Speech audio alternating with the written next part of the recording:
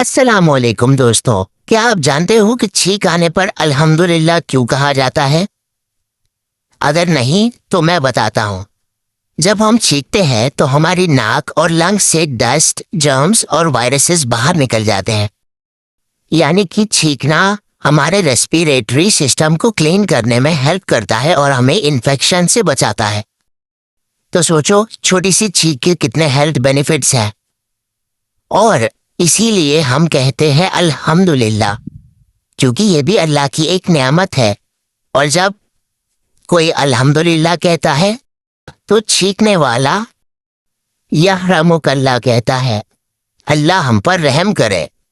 और फिर वापस सामने वाला यहदिकुमुल्लाहु युस्लिहु व बालकुम कहता है, अल्लाह तुम्हें हिदायत दे और तुम्हारा हाल बेहतर करे।